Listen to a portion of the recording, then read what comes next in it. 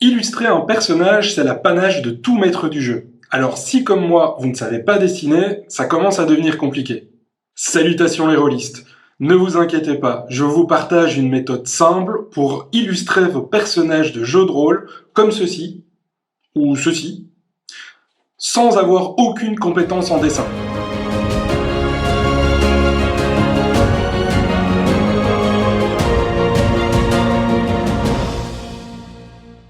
Quand j'ai commencé à masteriser du JDR, j'avais beaucoup de difficultés à illustrer mes personnages et mes monstres. Je passais énormément de temps sur Google à chercher des images qui correspondaient plus ou moins. Je passais entre 4 et 5 heures dans Photoshop pour retoucher l'image, changer les couleurs, enlever le fond. Je prenais énormément de temps pour une seule image. Résultat, j'ai abandonné et je faisais des parties de JDR qui étaient très pauvres en images. Depuis que j'ai trouvé cette solution, je suis capable d'illustrer 4 à 5 personnages en 1 heure. Ils correspondent exactement à la représentation que j'en fais dans mon esprit. Et je suis maintenant capable d'illustrer mes JDR correctement. Je vous montre ça tout de suite.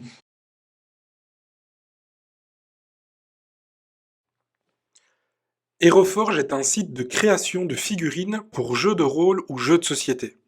Je vous mettrai le lien en description.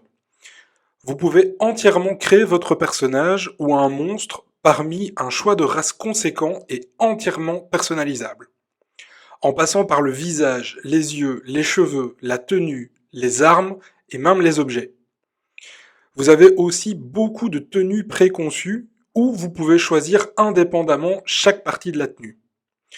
Que ce soit pour un univers fantasy, contemporain ou cyberpunk, vous trouverez de quoi satisfaire votre imagination.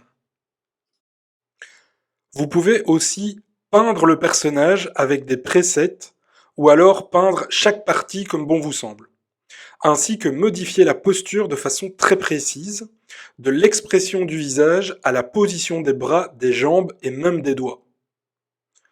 Vous pouvez imaginer votre personnage ou recréer de A à Z un personnage existant, comme ici dans l'exemple Ragnaros de World of Warcraft. Ce que j'aime avec HeroForge, c'est l'incroyable quantité de personnalisation et surtout les presets qui vous permettent de créer un personnage en 5 minutes ou alors de passer 1 heure à fignoler le moindre détail. Le site est régulièrement mis à jour, donc si vous ne trouvez pas votre bonheur maintenant, il est fort à parier que vous le trouviez d'ici quelques semaines. Vous pouvez créer un compte gratuitement et sauvegarder vos créations. Le site propose aussi de payer pour commander la figurine selon plusieurs options, ou alors le fichier 3D pour l'intégrer à un jeu vidéo ou une table de jeu virtuelle comme Tabletop Simulator ou Talespire. Ou Talespire, je ne sais pas vraiment comment on le prononce. Néanmoins, pour illustrer vos personnages de jeux de rôle avec la version gratuite, c'est largement suffisant. Maintenant que je vous ai présenté HeroForge, je vais vous montrer étape par étape comment je fais pour illustrer mes personnages. Et restez bien jusqu'à la fin de la vidéo, je vous montrerai également comment on peut créer les tokens associés à votre personnage. Alors je vous encourage à créer un compte gratuitement, comme ça vous pouvez sauvegarder vos personnages. Ici c'est ce que je vais faire. Une fois que vous avez trouvé votre personnage, que vous l'avez colorié, on va essayer de trouver une posture, enfin un angle de caméra plutôt, pour le personnage, quelque chose qui me plaît. Ouais, comme ça c'est pas mal. Je vais sauvegarder dans cette posture, et je vais faire un screenshot de l'écran. Je vais faire un screenshot complet de tout l'écran. Je vous expliquerai après pourquoi, ce sera plus facile pour détourer sur Photoshop. Une fois que c'est fait, on va appliquer une couleur. On peut aller dans Color Paint. Vous allez sur le premier ici pour la couleur des vêtements et on va choisir le rouge. Vous allez sélectionner ici en bas le gros pinceau. Et ensuite on va peindre tout le personnage en rouge. C'est pour ça que c'est sympathique de sauvegarder avant. Alors ne bougez pas votre caméra. Donc si vous laissez cliquer sur votre personnage et que vous voulez peindre, vous allez bouger la caméra. Donc surtout, ne bougez pas la caméra. Si jamais ça vous arrive, vous pouvez aller rechercher votre personnage, et il va falloir recommencer au niveau du screenshot. Voilà, comme ceci. Une fois que c'est fait, je refais un screenshot de l'entièreté de mon écran. Donc ne faites pas un screenshot qui ne prend qu'une zone, ici, faites bien l'ensemble du personnage. Maintenant qu'on a terminé la création de notre personnage dans HeroForge, on va passer sur Photoshop pour lui donner un meilleur rendu. Parce que pour le moment, le personnage ressemble fort à un bout de plastique. Et avoir un rendu un petit peu plus professionnel. On se retrouve dans Photoshop. La première chose qu'on va faire, c'est ouvrir les deux screenshots.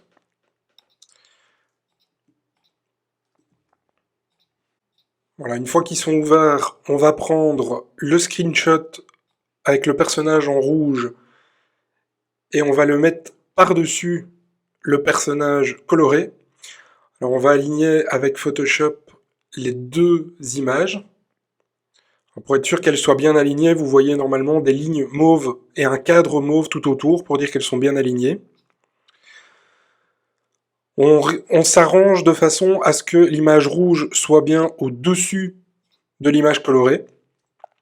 Et ensuite, on va utiliser ici un outil qui va permettre de détourer rapidement le personnage. C'est l'outil sélection rapide. Alors on va zoomer un petit peu. Et avec l'outil de sélection rapide, on va simplement glisser comme ça sur le personnage. Alors on peut lâcher l'outil, il n'y a pas de souci. Il faut juste faire attention ici au-dessus, c'est de sélectionner le pinceau avec un petit plus qui va permettre de rajouter à la sélection. Donc hop, on va continuer comme ça, sélectionner tout. Hop, ici je reclique, on va faire les pieds. Alors vous voyez qu'ici ça a pris une partie en trop, c'est pas grave. Alors le personnage est quasiment détouré ici au niveau du manteau, voilà. Ici je vais venir au-dessus à gauche, sélectionner le pinceau avec un moins pour retirer de la sélection. Et on va faire pareil, hop, et voilà. On va se remettre sur l'outil sélectionner. On va prendre le premier calque et on va le mettre à la poubelle. Donc on se retrouve avec le personnage en couleur qui est déjà sélectionné. On va ensuite aller dans sélection, intervertir. Comme ça, on sélectionne tout ce qui se trouve autour du personnage et on va appuyer sur la touche delete. Voilà, on se retrouve avec notre personnage coloré qui est entièrement détouré. Ensuite, ce que je vais faire, c'est utiliser l'outil de recadrage pour sélectionner et recadrer l'image comme ceci. J'appuie sur Enter pour valider. La dernière étape, ça va être de sauvegarder le fichier en PNG. Donc pour ça, on va sur Fichier, enregistrer une copie. On vient vérifier que le format, c'est bien PNG. Donc je vais l'enregistrer sur le bureau et je vais mettre Agent. Enregistrer. Ouais, j'en ai déjà une qui s'appelle Agent, mais c'est pas grave. Ici, on laisse par défaut, on clique sur OK. Maintenant, on va ouvrir un fichier qui est déjà présent ici chez moi, HeroForge. Ouais, j'ai fait une faute, je recorrigerai. HeroForge into drawing.psd. Alors ce fichier, je le mettrai en description de la vidéo, comme ça vous n'aurez qu'à le télécharger et vous aurez exactement la même chose que moi. Donc je vais ouvrir ce fichier. Et ce fichier contient tout un tas d'éléments déjà paramétrés pour créer un effet dessin. Alors maintenant, pour modifier l'image, tout ce qu'on a à faire, c'est aller cliquer sur l'image qui s'appelle Agent. On va faire un clic droit dessus. Et on va aller sélectionner remplacer le contenu. Et on va aller choisir le personnage détouré qui se trouve, voilà, pour moi c'est agent.png, voilà, c'est celui-ci. On va simplement cliquer sur importer et automatiquement Photoshop va réappliquer tous les filtres. Alors ici, on voit qu'il est un petit peu grand. Donc ce qu'on va faire, c'est le rétrécir. Donc pour ça, il y a le raccourci clavier CTRL-T qui va permettre de venir modifier la taille. Donc je vais lui mettre une taille un petit peu plus petite. Voilà, comme ceci. J'appuie sur Enter et automatiquement, le personnage se voit réappliquer tous les filtres et il est automatiquement converti en dessin. Alors on voit ici qu'au niveau des yeux, ce n'est pas super bien. Ce que vous pouvez faire, c'est augmenter la taille de l'image pour augmenter le niveau de détail sur l'image. Pour ça, vous allez dans Images, taille de l'image. Vous venez vérifier que le symbole ici est bien coché et qu'on a bien les deux petites barres au-dessus et en dessous, ce qui permet de lier la largeur avec la hauteur. Et ici, on va doubler la taille de l'image, mettre 2500. OK. Voilà, il va réappliquer tous les filtres. On va dézoomer un petit peu. Et vous voyez qu'au niveau des détails de l'image, il y en a un petit peu plus. Et on voit les yeux apparaître. Donc voilà, ça c'est une astuce. Mais il va y avoir aussi plus de détails sur le costume. Donc ça dépend du niveau de détail et du niveau de finition que vous souhaitez avoir sur vos images. On peut également augmenter encore plus l'image, ou alors la réduire pour avoir un personnage qui est un petit peu moins détaillé et un petit peu plus cartoonesque. Alors ce qu'on peut faire aussi, si la couleur ne plaît pas, on a ici donc tout un tas de filtres dynamiques. S'ils n'apparaissent pas, vous avez une petite flèche à côté du calque. Et on va pouvoir modifier ces filtres, donc en termes de teinte et saturation. On double-clique dessus. Et on va pouvoir changer la saturation du personnage, le désaturer si on veut du gris, changer un petit peu de couleur si les couleurs ne nous plaisent pas trop. Voilà, ici je vais faire annuler. On peut modifier également le niveau. Donc ici on peut avoir, on peut l'éclaircir ou le foncer un petit peu si on veut. Ici je vais le laisser par défaut. Et même chose au niveau du calque 2. Je vais peut-être les renommer pour le fichier, ce sera peut-être plus simple pour vous. Qui sont les tâches derrière. On peut modifier teinte et saturation pour changer la couleur. Donc par exemple ici je pense que du rouge ça ira un petit peu mieux. Voilà une teinte un petit peu plus rouge ocre.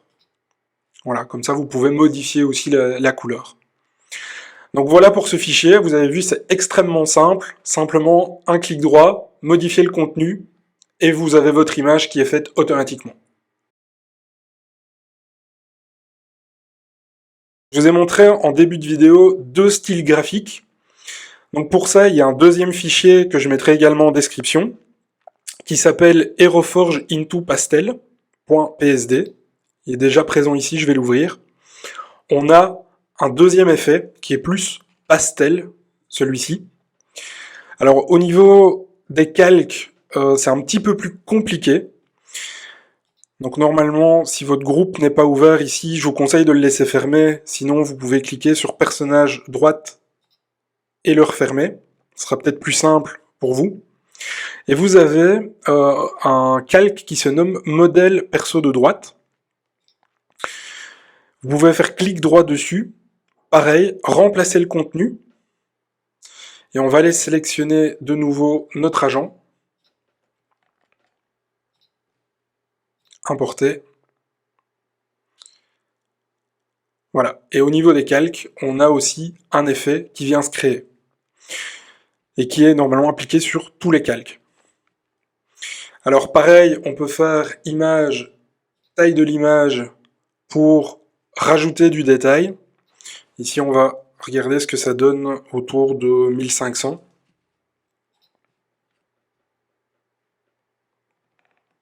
Voilà, vous avez un effet pastel qui est un petit peu mieux je trouve que si l'image était trop petite. Ça va dépendre de la résolution de votre écran quand vous faites les screenshots. Donc n'hésitez pas à tester plusieurs tailles. Et vous avez aussi donc plusieurs taches d'encre, plusieurs fonds que je vous ai mis. je vous rajouterai le filtre dynamique directement ici pour modifier la couleur. Voilà, c'est terminé pour les images. Je vous retrouve pour la suite sur comment créer le token qui est associé à cette image. Rien de bien compliqué, on va retourner sur HeroForge. Je vais reprendre le personnage en couleur. Pas besoin de le sauvegarder. Voilà. Et ce que je vais faire, c'est faire un screenshot maintenant, mais vu du dessus. Donc je vais regarder une position qui me plaît. Voilà, comme ça me plaît. Je vais faire un screenshot, comme la première fois, de l'entièreté de l'écran. Je vais ensuite revenir sur l'outil de couleur et réappliquer une couleur rouge partout. Une fois que c'est fait, de nouveau, la même manipulation, je fais un screenshot de l'entièreté de l'écran. Ensuite, on va passer au détourage sur Photoshop avec la même méthode que j'ai montrée avant. Et on va réouvrir le fichier HeroForge, sera corrigé into drawing. Exactement la même manipulation que pour le personnage. Clic droit sur le calque, remplacer le contenu. On va sélectionner la vue du dessus. On va attendre que ça s'applique. Et voilà, automatiquement, on a une vue du dessus du personnage dans le même style graphique. On peut faire CTRL-T pour réajuster la taille. Et voilà. Alors, ce qu'on peut faire pour améliorer le réalisme de l'image, ça va être de lui ajouter une ombre. Pour cela, on va venir désélectionner le calque 2 avec les tâches. Comme ça, on va garder une image de fond, ce sera plus facile pour voir l'ombre portée. Et on va double-cliquer sur le calque agent. Une nouvelle fenêtre va apparaître et on va venir sélectionner ombre portée. Comme ça, voilà, on a une ombre qui vient déjà se dessiner en dessous du personnage. Au niveau des paramètres, on va bien vérifier qu'on est en mode de fusion normal, couleur noire. On va venir mettre une opacité qui se trouve entre 30 et 40. Donc si je vais mettre 40, comme ça elle sera relativement bien marquée. On va pouvoir venir sélectionner l'angle. Donc ici je conseille d'être à plus ou moins 140 degrés. On va pouvoir ajuster la distance. Donc ici on peut mettre aux alentours de 100. Au niveau de la taille, on va pouvoir augmenter un petit peu pour qu'elle soit plus floue. Voilà, comme ceci au niveau de la taille. Au niveau de la distance, on peut peut-être même diminuer un petit peu et augmenter encore la taille. Et au niveau de grossi, on va essayer de pas trop l'augmenter, parce que si on augmente de trop, ça va faire quelque chose de très... voilà, quelque chose de pas très joli. Donc au niveau du grossi, je vous laisse regarder un petit peu ce qui vous plaît au niveau de l'ombre. Voilà. Au niveau de l'opacité, pour voir si l'ombre est fort grossie ou pas, on peut augmenter l'opacité temporairement, pour voir ce que ça donne. Voilà, comme quelque chose comme ça, et ensuite le replacer sur quelque chose comme 40%. Voilà, comme ça on a une ombre qui se trouve autour du token, et il suffit simplement de cliquer sur OK, mais avant bien vérifier qu'il n'y a pas de bruit, que le bruit est bien sur 0, sinon ça va donner voilà, quelque chose de pas très joli non plus, donc mettez bien le bruit sur 0, et ensuite on peut cliquer sur OK, et pour finir on va masquer l'image de fond. Donc on voit que l'ombre portée ne se voit quasi plus, mais c'est pas grave, parce qu'une fois que le token sera mis sur une battle map, l'ombre va bien apparaître. Vous savez à présent comment illustrer vos personnages et vos tokens pour vos futures parties de jeux de rôle en ligne. Merci d'avoir regardé cette vidéo. N'oubliez pas de laisser un commentaire et un pouce bleu si vous avez aimé.